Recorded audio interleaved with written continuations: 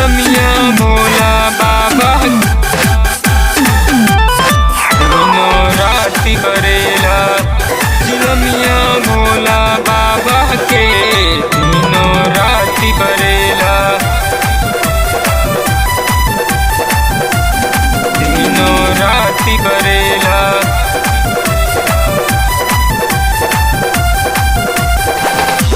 चिलमिया भोला बाबा के तीनों राति करेला।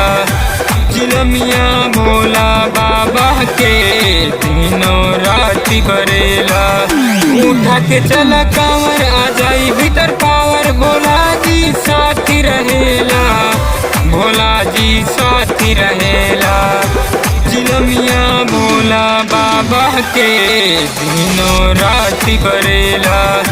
चिलमिया भोला बाबा के तीनों राति करेला।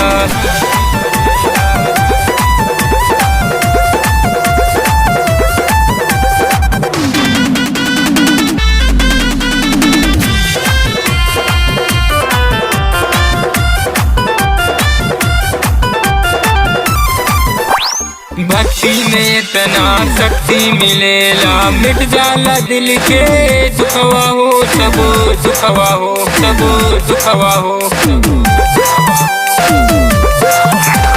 भक्ति में इतना शक्ति मिलेला, मिट जाला दिल के दुखवा हो, सब दुखवा हो। देवघर में जाके जलवा चढ़ा के मिल जाला सब सुखवा हो, सब सुखवा हो, सब सुखवा हो। दिल में रखा अपने आका, मन में विश्वास, जे बाबा के नाम रटेला, जे बाबा के नाम रटेला। चिलमिया भोला बाबा के तीनों राति करेला। चिलमिया भोला बाबा के तीनों राति करेला। तीनों राति करेला। चिलमिया भोला बाबा के तीनों राति करेला। तीनों राति करेला।